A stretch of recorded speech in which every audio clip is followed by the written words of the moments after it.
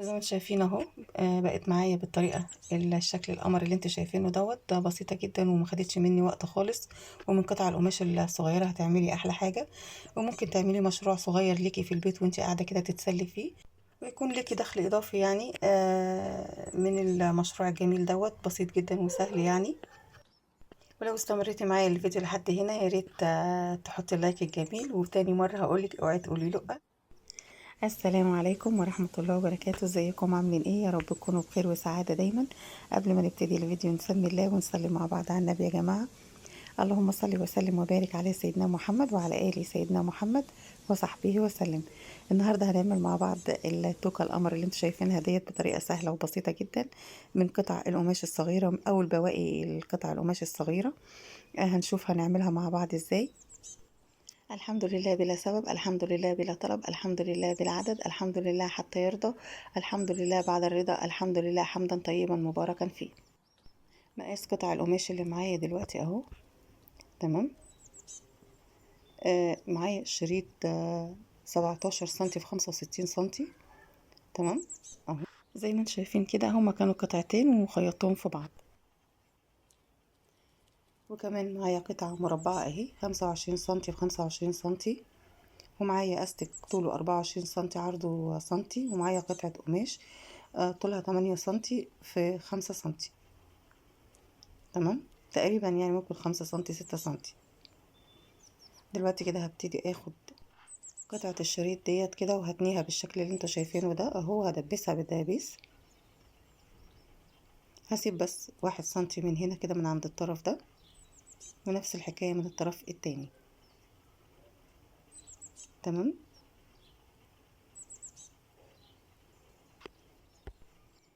وادي الطرف التاني اهو برضه هسيب 1 سنتي وهخيط بالشكل ده. هجيب قطعة المربعة، القطعة المربعة اللي معايا يعني، وهبتدي اقفلها بالشكل دوت. هعملها مثلث، اطبقها على شكل مثلث وبعد كده هدبسها بالدبيس. سهلة وبسيطة جدا يعني مفيهاش اي حاجة خالص اهي. تمام. ومن الناحية التانية ديت هسيب يجي 2 سنتي كده مفتوحين، مش هقفلهم يعني، على اساس ان اقلب منهم المثلث ده على الوش. لما باجي اتني قطعة القماش بتنيها الوش بيكون لجوه يعني. هخيط كده واسيب ال2 سنتي زي ما انتم شايفين اهو، وهقلبهم منها اهو زي ما انتم شايفين. خيطت كده وبقلبها اهي. بتبقى سهلة معايا يعني ومش متعبة. وبعد ما قلبتها الجزء ال2 سنتي اللي انا قلبتها منه كده بخيطهم. وبعد كده هطبقها زي ما انتم شايفين اهو، وهاخد فيها علامة النص. تمام. وبعد كده هكشكشها من النص كده. تمام. بالطريقة دي. سبحان الله والحمد لله ولا إله إلا الله، الله أكبر، ولا حول ولا قوة إلا بالله العلي العظيم. وبعد كده زي ما انتم شايفين اهو، هجيب الجزء المثلث انا وريتكم نكشكشه ازاي من النص وناخد علامة النص. هجيب خيط وإبرة وبعد كده هخيط زي ما انتم شايفين كده. هثبت الخيط والإبرة من الجزء ده. وبعد كده هاخد سراجة واسعة شوية. تمام. على أساس لما أجي أشد الخيط تديني كشكشة اللي أنا عايزاها. تمام. هتكون معايا بالشكل اللي انتوا شايفينه ده اهو. سهلة جدا اهي زي ما انتوا شايفين. وبعد كده برضو هثبت بالخيط وبالإبرة، وهلف كام لفة كده بالخيط اهو عشان الكشكشة ما تفكش معايا. وبعد كده هثبت. اللهم استرنا فوق الأرض وتحت الأرض ويوم العرض عليك يا الله يا حي يا قيوم.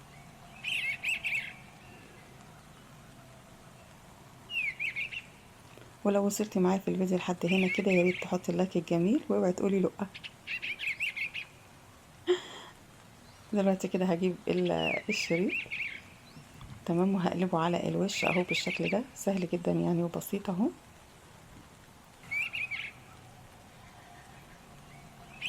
وهطلعها بالشكل ده. وبعد كده هفرد القماش اهو. وبعد ما بفرد قماش التوكة تمام، بخلي الخياطة في النص وبعد كده بحط الطرف على الطرف اهو زي ما انتم شايفين. القطعتين من الناحية دي ومن الناحية دي اللي انا سايباهم 2 سنتي من الناحية دي و2 سنتي من الناحية دي، على اساس يدوني وسع ان انا اعرف اخيط. وبخيطهم مع بعض بالطريقة دي، بثبتهم بالدبابيس الاول. تمام. ندعي لاخواتنا المستضعفين في كل مكان، ربنا يحفظهم وينصرهم نصرا عزيزا مقتدر، ويحفظ بلادنا من كل سوء، يجعلها دايما في امن وامان، ويحفظها من كل شر يا رب العالمين. وبعد ما ثبتها من الطرف ده للطرف ده زي ما انتم شايفين كده، خيطتها. وبعد كده بشد الشريط اهو او التوكة، هتديني جزء بس مفتوح بسيط على اساس ان انا ادكك منه الاستيك. وزي ما انتم شايفين اهو الخياطة على نضيف ولجوه ومش باينه حاجه. تمام. هجيب قطعة الاستيك زي ما انتم شايفين اهو، هشبكها بالدبوس المشبك، وبعد كده هدكك الاستيك في التوكة بالطريقة دي. اللهم صل وسلم وبارك على سيدنا محمد وعلى آل سيدنا محمد وصحبه وسلم.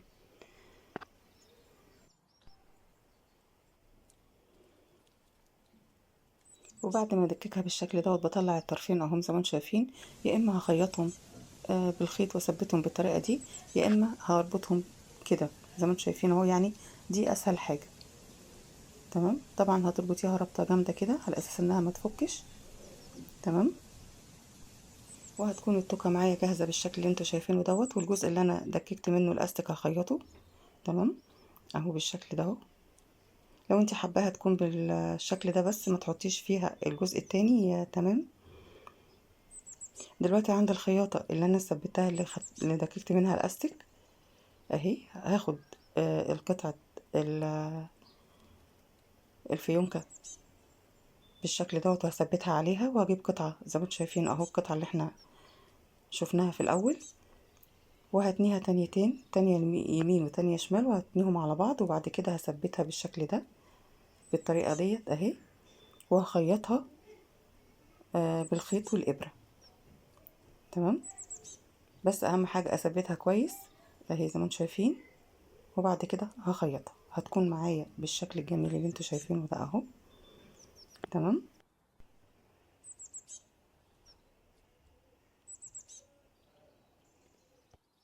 وزي ما انتوا شايفين اهو بقت معايا بالطريقه الشكل القمر اللي انتوا شايفينه دوت. ده بسيطه جدا وما خدتش مني وقت خالص. ومن قطع القماش الصغيره هتعملي احلى حاجه.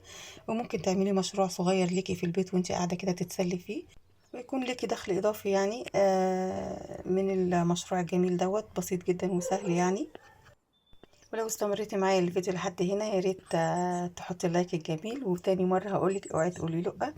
وبكده الفيديو خلص يا حلوين، والسلام عليكم ورحمة الله وبركاته.